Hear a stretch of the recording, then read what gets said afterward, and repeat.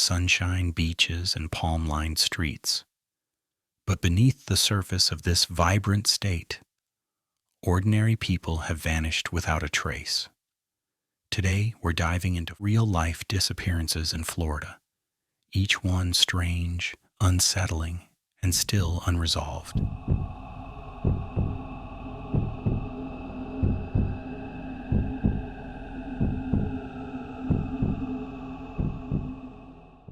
Florida is a place people associate with sunshine, beaches, and everyday life.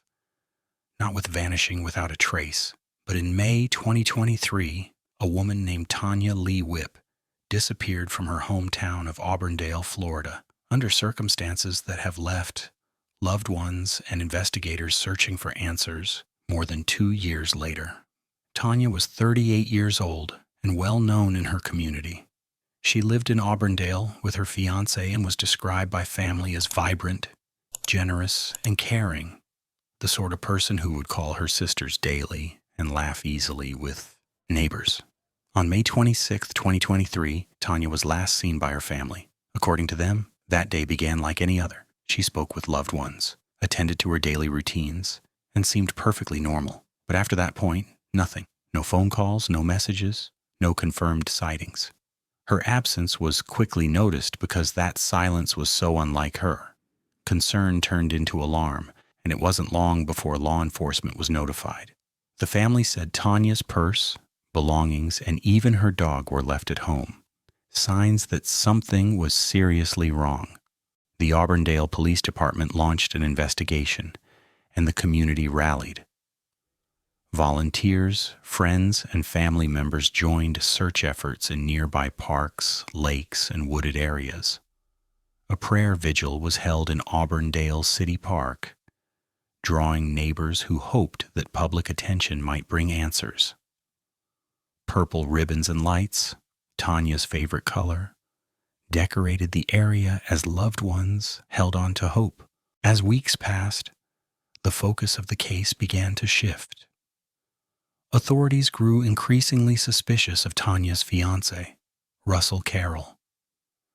Police executed search warrants at his home, searching yards, electronics, and personal items in hopes of finding a clue. Carroll had been the last person to see Tanya before her disappearance. Investigators discovered that Carroll had accessed Tanya's financial accounts after she vanished, withdrawing money and redirecting funds into his own name. He was later arrested on charges of grand theft and unlawful use of personal identification information. Not for her disappearance, but for financial crimes linked to the period after she went missing. Despite that arrest, and his status as the only suspect in the case, no concrete evidence has yet been made public that definitively explains what happened to Tanya. Police have stated the investigation is still active, and while they now regard her as presumed deceased, no body has ever been found, and no charges related to homicide have been filed. For Tanya's family, the journey has been agonizing. The lack of answers, the absence of closure, hangs heavy. Her sisters have spoken publicly about the void her disappearance left, a silence that shadows everyday life, a constant hope that someone might come forward with crucial information. Tanya's story is not one of dramatic sightings or known danger.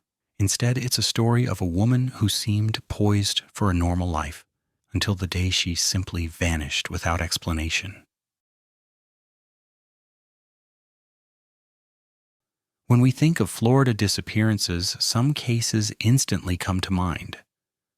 Not because they were sensational, but because they simply never made sense. One of the most haunting of these is the disappearance of Jennifer Joyce Kess, a young woman who vanished nearly 2 decades ago and remains missing to this day.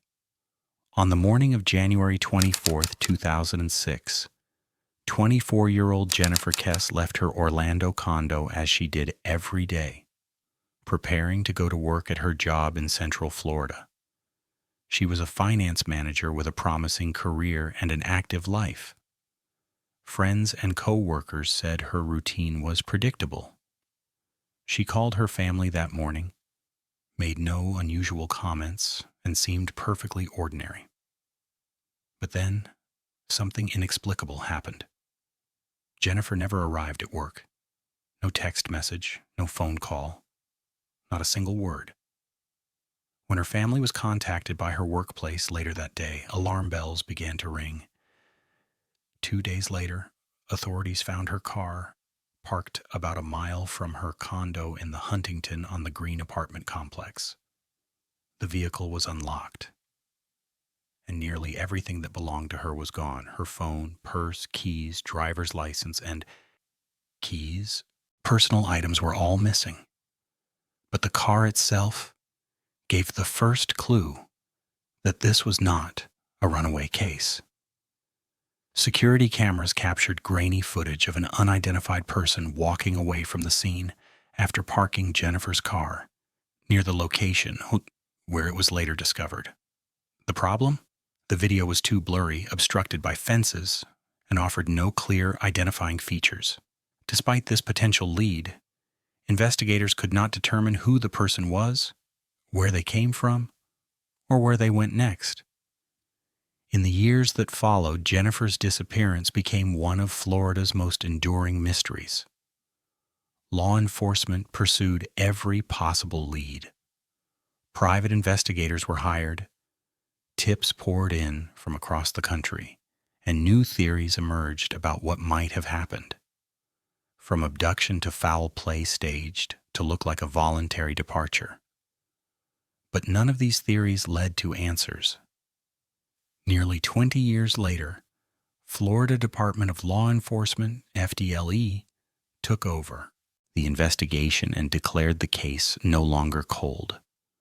Authorities reported that they have new DNA evidence that had never been tested before and have narrowed down their list of persons of interest, signaling fresh progress in a case that seemed frozen in time. Despite these developments, no arrests have been made, and Jennifer Kess's whereabouts remain unknown. Her family continues to push for justice, sharing updates on social media and appealing to the public for any information. Bradenton, Florida, is a place many families think of as peaceful.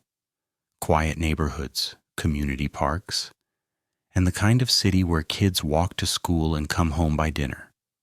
But in March 2025, that sense of safety was shaken when 14-year-old Surianelis Perez Sanchez vanished under circumstances that remain deeply concerning. Surianelis was last seen on March 27, 2025, in the 1800 block of Martin Luther King Avenue in Bradenton, located about 45 miles south of Tampa. On that day, she left her home, possibly with a friend, and was never seen or heard from again. At the time, she was described as about 5 feet 3 inches tall, weighing around 70 pounds, with brown eyes and red hair, which authorities said may have been brightly dyed. She also had distinctive piercings in her tongue and abdomen, details that make her identification easier, yet only deepen the mystery of her disappearance. Florida law enforcement took the case seriously from the start. The Florida Department of Law Enforcement issued a missing child alert, and the Bradenton Police Department joined the search, urging the public to come forward with any information about her whereabouts. Authorities even suggested that Surianelis might have been traveling with a friend and possibly heading toward Pensacola or even out of state into Texas, though no confirmed sightings have supported that route. Despite these public appeals and the urgent classification of her case as endangered, Surianelis remains missing. There has been no verified proof of where she went after that last sighting on Martin Luther King Avenue, no confirmed video footage, no phone activity, and no confirmed sightings have produced solid leads for investigators or her anxious family. Moreover, the fact that she was a teenager considered at risk adds an extra layer of urgency and anxiety to the story. Florida police consider missing minors in this category especially vulnerable due to various possible dangers, from exploitation and trafficking to accidents or abduction. Every day without answers increases that sense of urgency and fear for her safety. What makes Surrenalis' case particularly haunting is the lack of clear context. She disappeared from a neighborhood, not a remote wilderness, not an isolated highway, but a city street where people come and go daily. There were no distress calls, no unusual activity reported immediately before she vanished, and no solid lead that points investigators in a clear direction.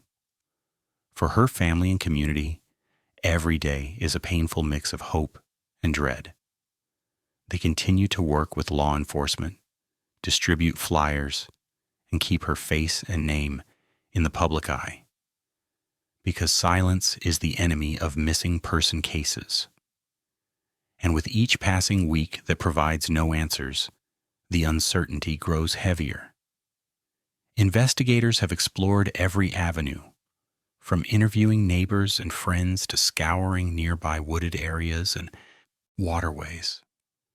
Canvassing the streets has become routine, yet the trail often ends in dead ends.